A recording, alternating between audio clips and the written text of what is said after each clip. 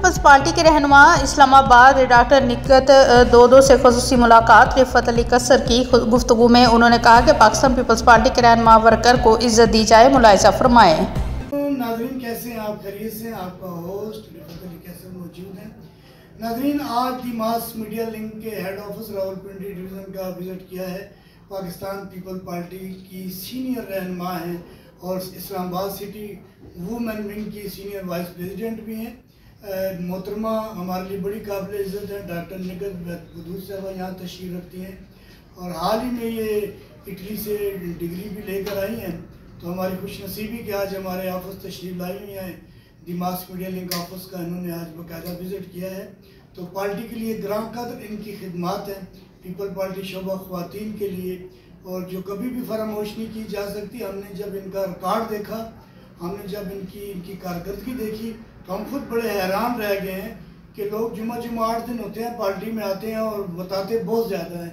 इन्होंने बहुत कुछ किया और बताया कुछ भी नहीं, ये बड़ी हैरत की बात है। अस्सलाम वालेकुम मैडम जी, कैसी हैं आप? खैरियत से? आपका बहुत शुक्रिया, आप हमारे ऑफिस में तशरीफ़ लाई हैं। तो आप बताइएगा कि मौजूदा जो सिनेरियो चल रहा है पीपल पार्टी का, ख़ास करके इस्लामाबाद में, यहाँ पे ये भी हो रहा है कि पीपल पार्टी जो है बल्दियाती इलेक्शन में भरपूर हिस्सा लेंगी। तो क्या आपकी जो 125 यूनियन काउंसिलें हैं, क्या आपकी पार्टी यहाँ पे सारे नुमाइंदे पूरे कर पाएगी? जी अस्सलाम वालेकुम, बिस्मिल्लाहिर्रहमानिर्रहीम। बहुत शुक्रिया, आपका ऑफिस आए, मुझे बहुत अच्छा लगा यहाँ आना। जहाँ तक आपके सवाल की बात है, अभी तक ऐसा अनाउंस हो रही हैं, पता चल रहा है कि बल्दियाती इलेक्शन अब हो जाएंगे। तो कुछ तो वार्ड कमेटियाँ बनी हुई हैं, कुछ तैयारी है, लेकिन मेरे ख्याल में अब दिन रात एक करके तैयारी की जाए तब जाके हम उस टारगेट को पूरा कर सकेंगे। ये उम्मीद है? उम्मीद तो है, उम्मीद के तो हम ये नहीं कभी भी नहीं कह सकते कि नहीं, तो कभी नहीं हुई। पीपल हाँ, पार्टी तो नहीं हो सकते। बहुत ज़्यादा है।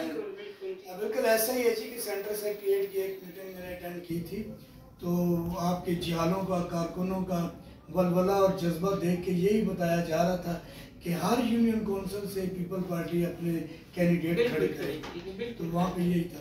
अच्छा, दूसरा ये है कि मैडम यहाँ पे पीपल पार्टी के जो वो हमारी डिस्ट्रिक्ट सतह की देख लें या डिविजनल सतह की देख लें या पंजाब सतह पे आप आ जाएँ, तो पीपल पार्टी के जो अहदेदारान हैं, क्या वो जिम्मेदारी से अपना किरदार अदा कर रहे हैं?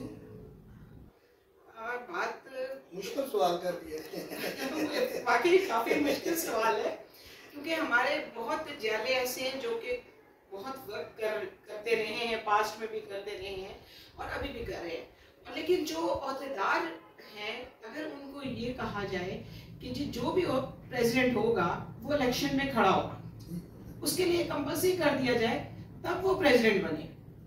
जब वो उसको पता होगा कि मैंने इलेक्शन में खड़े खुद होना है, मैंने किसी और के लिए काम नहीं करना है, मैंने खुद अपने लिए करना है, अपनी पार्टी के लिए करना है, उस सूरत में वो बिल्कुल दिलो जान से करेंगे।